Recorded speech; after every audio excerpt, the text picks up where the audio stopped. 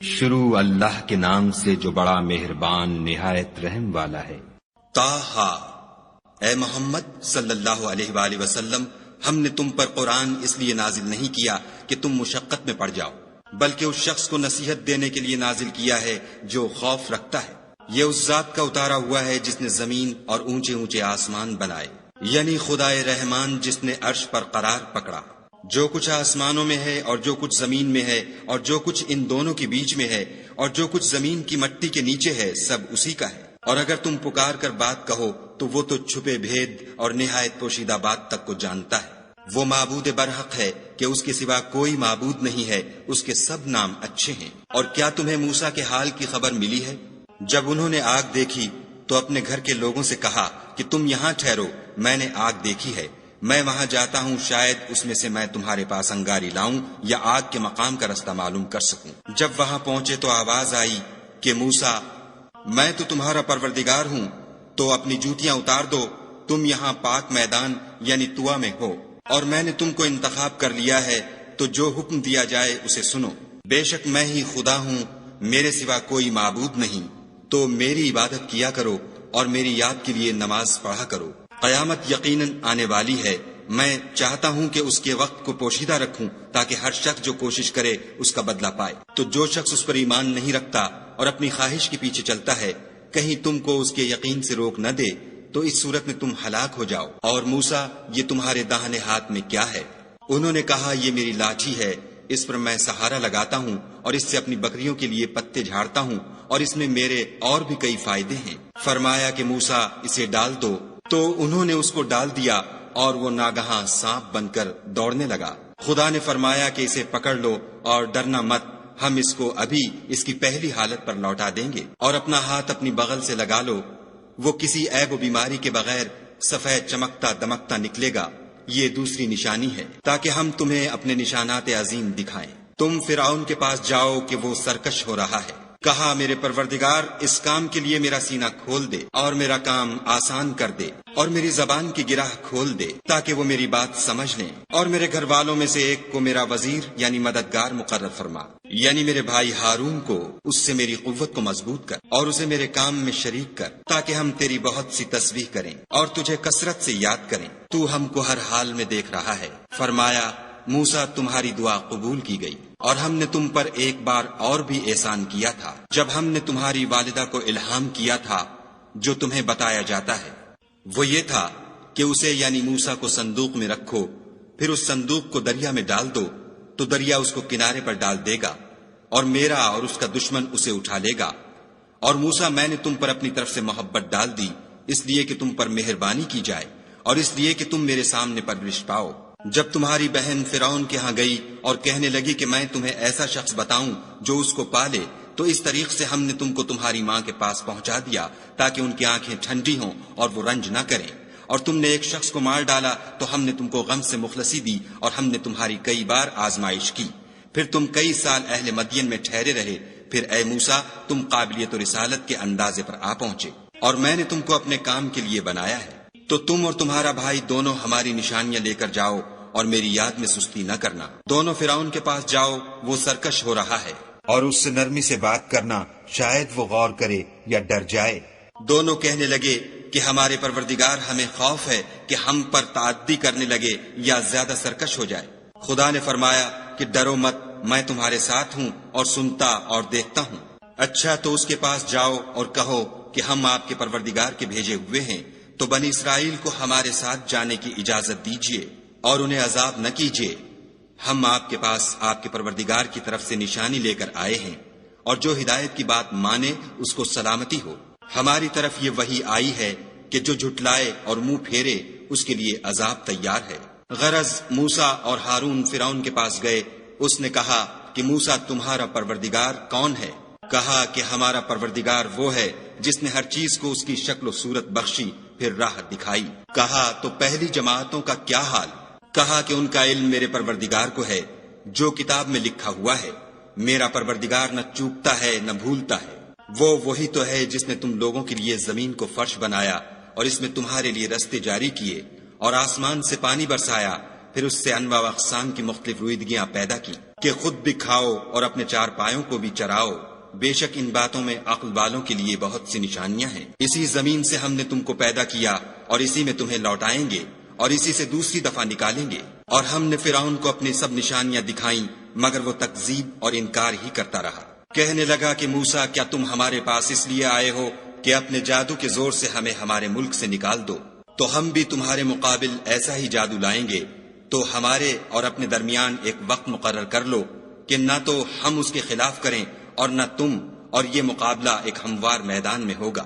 موسیٰ نے کہا کہ آپ کے لیے یوم زینت کا وعدہ ہے اور یہ کہ لوگ اس دن چاشت کے وقت اکٹھے ہو جائیں۔ تو فرعون لوٹ گیا اور اپنے سامان جمع کر کے پھر آیا۔ موسیٰ نے ان جادوگروں سے کہا کہ ہائے تمہاری کمبختی، خدا پر جھوٹ افطرا نہ کرو کہ وہ تمہیں عذاب سے فنا کر دے گا، اور جس نے افطرا کیا وہ نامراد رہا۔ تو وہ باہم اپنے معاملے میں جھگڑنے اور چپکے سرگوشی کرنے لگے۔ کہنے لگے یہ دونوں جادوگر ہیں، چاہتے ہیں کہ اپنے جادو کے زور سے تم کو تمہارے ملک سے نکال دیں اور تمہارے شائستہ مذہب کو نابود کر دیں۔ تو تم جادو کا سامان اکٹھا کر لو اور پھر قطار باندھ کر آؤ، آج جو غالب رہا وہی کامیاب ہوا۔ بولے کہ موسیٰ یا تو تم اپنی چیز ڈالو یا ہم اپنی چیزیں پہلے ڈالتے ہیں۔ موسیٰ نے کہا نہیں تم ہی ڈالو۔ جب انہوں نے چیزیں ڈالی تو ناگہاں ان کی رسیاں اور لاٹھیاں موسیٰ کے خیال میں ایسی آنے لگیں کہ وہ میدان میں ادھر ادھر دوڑ رہی ہیں۔ اس وقت موسیٰ نے اپنے دل میں خوف معلوم کیا۔ ہم نے کہا خوف نہ کرو، بلا شبہ تم ہی غالب ہو، اور جو چیز یعنی لاٹھی تمہارے داہنے ہاتھ میں ہے اسے ڈال دو کہ جو کچھ انہوں نے بنایا ہے اس کو نگل جائے گی۔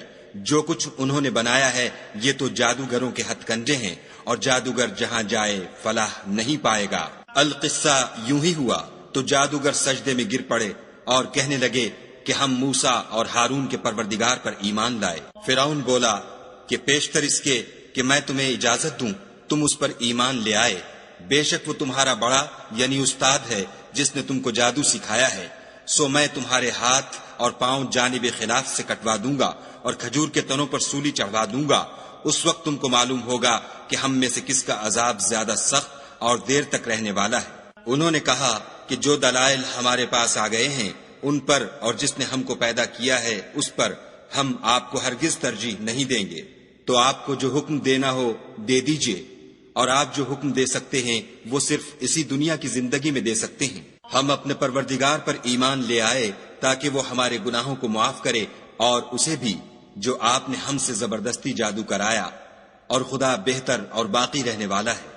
جو شخص اپنے پروردگار کے پاس گناہ گار ہو کر آئے گا تو اس کے لیے جہنم ہے جس میں نہ مرے گا نہ جیے گا، اور جو اس کے روبرو ایماندار ہو کر آئے گا اور عمل بھی نیک کیے ہوں گے تو ایسے لوگوں کے لیے اونچے اونچے درجے ہیں، یعنی ہمیشہ رہنے کے باغ جن کے نیچے نہریں بہ رہی ہیں، ہمیشہ ان میں رہیں گے، اور یہ اس شخص کا بدلہ ہے جو پاک ہوا۔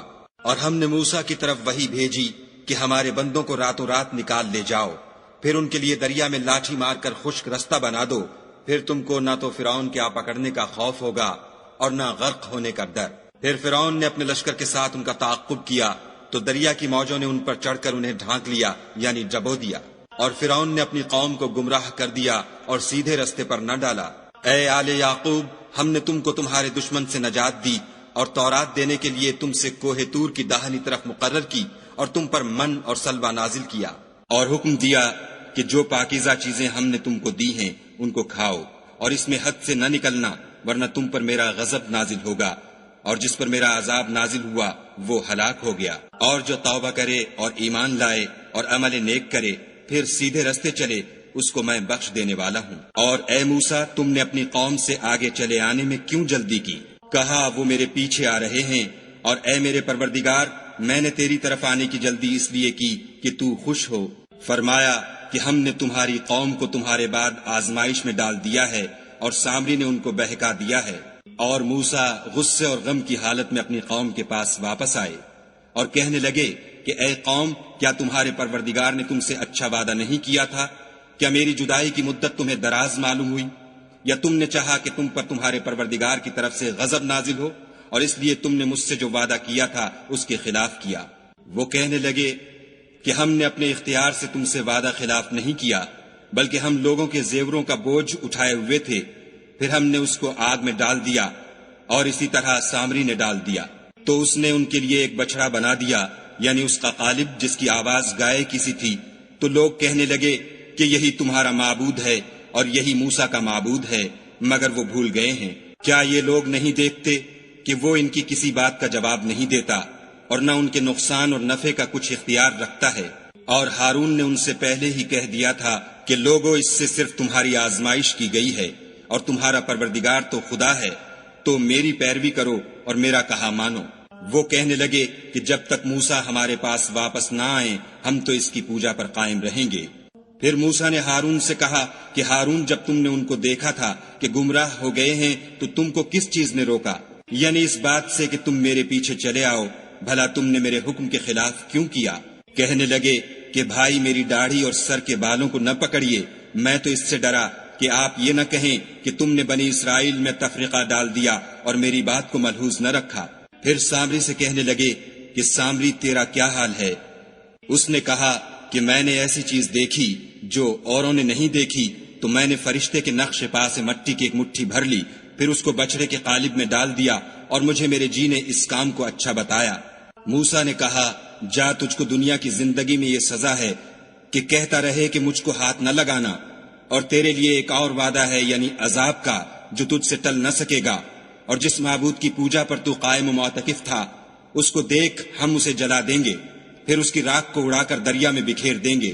تمہارا معبود خدا ہی ہے، جس کے سوا کوئی معبود نہیں، اس کا علم ہر چیز پر محیط ہے۔ اس طرح ہم تم سے وہ حالات بیان کرتے ہیں جو گزر چکے ہیں، اور ہم نے تمہیں اپنے پاس سے نصیحت کی کتاب عطا فرمائی ہے۔ جو شخص اس سے منہ پھیرے گا وہ قیامت کے دن گناہ کا بوجھ اٹھائے گا۔ ایسے لوگ ہمیشہ اس عذاب میں مبتلا رہیں گے، اور یہ بوجھ قیامت کے روز ان کے لیے برا ہوگا، جس روز سور پھونکا جائے گا اور ہم گناہ گاروں کو اکٹھا کریں گے اور ان کی آنکھیں نیلی نیلی ہوں گی، تو وہ آپس میں آہستہ آہستہ کہیں گے کہ تم دنیا میں صرف 10 ہی دن رہے ہو۔ جو باتیں یہ کریں گے ہم خوب جانتے ہیں۔ اس وقت ان میں سب سے اچھی راہ والا یعنی عاقل و ہوش مند کہے گا کہ نہیں، بلکہ صرف ایک ہی روز ٹھہرے ہو۔ اور تم سے پہاڑوں کے بارے میں دریافت کرتے ہیں، کہہ دو کہ خدا ان کو اڑا کر بکھیر دے گا اور زمین کو ہموار میدان کر چھوڑے گا، جس میں نہ تم کجی اور پستی دیکھو گے، نہ ٹیلا اور بلندی۔ اس روز لوگ ایک پکارنے والے کے پیچھے چلیں گے اور اس کی پیروی سے انحراف نہ کر سکیں گے، اور خدا کے سامنے آوازیں پست ہو جائیں گی تو تم آواز خفی کے سوا کوئی آواز نہ سنو گے۔ اس روز کسی کی سفارش کچھ فائدہ نہ دے گی مگر اس شخص کی جسے خدا اجازت دے اور اس کی بات کو پسند فرمائے۔ جو کچھ ان کے آگے ہے اور جو کچھ ان کے پیچھے ہے وہ اس کو جانتا ہے، اور وہ اپنے علم سے خدا کے علم پر احاطہ نہیں کر سکتے۔ اور اس زندہ و قائم کے روبرو منہ نیچے ہو جائیں گے، اور جس نے ظلم کا بوجھ اٹھایا وہ نامراد رہا، اور جو نیک کام کرے گا اور مومن بھی ہوگا تو اس کو نہ ظلم کا خوف ہوگا اور نہ نقصان کا۔ اور ہم نے اس کو اسی طرح کا قرآن عربی نازل کیا ہے، اور اس میں طرح طرح کے ڈراوے بیان کر دیے ہیں تاکہ لوگ پرہیزگار بنے یا خدا ان کے لیے نصیحت پیدا کر دے۔ تو خدا جو سچا بادشاہ ہے، عالی قدر ہے، اور قرآن کی وحی جو تمہاری طرف بھیجی جاتی ہے اس کے پورا ہونے سے پہلے قرآن کے پڑھنے کے لیے جلدی نہ کیا کرو، اور دعا کرو کہ میرے پروردگار مجھے اور زیادہ علم دے۔ اور ہم نے پہلے آدم سے عہد لیا تھا مگر وہ اسے بھول گئے، اور ہم نے ان میں صبر و ثبات نہ دیکھا۔ اور جب ہم نے فرشتوں سے کہا کہ آدم کے آگے سجدہ کرو تو سب سجدے میں گر پڑے مگر ابلیس نے انکار کیا۔ ہم نے فرمایا کہ آدم، یہ تمہارا اور تمہاری بیوی کا دشمن ہے، تو یہ کہیں تم دونوں کو بہشت سے نکلوا نہ دے، پھر تم تکلیف میں پڑ جاؤ۔ یہاں تم کو یہ آسائش ہے کہ نہ بھوکے رہو نہ ننگے، کہ نہ پیاسے رہو اور نہ دھوپ کھاؤ۔ تو شیطان نے ان کے دل میں وسوسہ ڈالا اور کہا کہ آدم، بھلا میں تم کو ایسا درخت بتاؤں جو ہمیشہ کی زندگی کا ثمرہ دے اور ایسی بادشاہت کہ کبھی زائل نہ ہو۔ تو دونوں نے اس درخت کا پھل کھا لیا تو ان پر ان کی شرم گاہیں ظاہر ہو گئیں، اور وہ اپنے بدنوں پر بہشت کے پتے چپکانے لگے، اور آدم نے اپنے پروردگار کے حکم کے خلاف کیا تو وہ اپنے مطلوب سے بے راہ ہو گئے۔ پھر ان کے پروردگار نے ان کو نوازا تو ان پر مہربانی سے توجہ فرمائی اور سیدھی راہ بتائی۔ فرمایا کہ تم دونوں یہاں سے نیچے اتر جاؤ، تم میں بعض کے دشمن ہوں گے۔ پھر اگر میری طرف سے تمہارے پاس ہدایت آئے تو جو شخص میری ہدایت کی پیروی کرے گا وہ نہ گمراہ ہوگا اور نہ تکلیف میں پڑے گا، اور جو میری نصیحت سے منہ پھیرے گا اس کی زندگی تنگ ہو جائے گی اور قیامت کو ہم اسے اندھا کر کے اٹھائیں گے۔ وہ کہے گا کہ میرے پروردگار، تو نے مجھے اندھا کر کے کیوں اٹھایا؟ میں تو دیکھتا بھالتا تھا۔ خدا فرمائے گا کہ ایسا ہی چاہیے تھا، تیرے پاس ہماری آیتیں آئیں تو نے ان کو بھلا دیا، اسی طرح آج ہم تجھ کو بھلا دیں گے۔ اور جو شخص حد سے نکل جائے اور اپنے پروردگار کی آیتوں پر ایمان نہ لائے، ہم اس کو ایسا ہی بدلہ دیتے ہیں، اور آخرت کا عذاب بہت سخت اور بہت دیر رہنے والا ہے۔ کیا یہ بات ان لوگوں کے لیے موجب ہدایت نہ ہوئی کہ ہم ان سے پہلے بہت سے فرقوں کو ہلاک کر چکے ہیں، جن کے رہنے کے مقامات میں یہ چلتے پھرتے ہیں؟ عقل والوں کے لیے اس میں بہت سی نشانیاں ہیں۔ اور اگر ایک بات تمہارے پروردگار کی طرف سے پہلے صادر اور جزائے اعمال کے لیے ایک میعاد مقرر نہ ہو چکی ہوتی تو نزول عذاب لازم ہو جاتا۔ بس جو کچھ یہ بکواس کرتے ہیں اس پر صبر کرو، اور سورج کے نکلنے سے پہلے اور اس کے غروب ہونے سے پہلے اپنے پروردگار کی تسبیح و تحمید کیا کرو، اور رات کی ساعات اولین میں بھی اس کی تسبیح کیا کرو، اور دن کی اطراف یعنی دوپہر کے قریب ظہر کے وقت بھی، تاکہ تم خوش ہو جاؤ۔ اور کئی طرح کے لوگوں کو جو ہم نے دنیا کی زندگی میں آرائش کی چیزوں سے بہرہ مند کیا ہے تاکہ ان کی آزمائش کریں، ان پر نگاہ نہ کرنا۔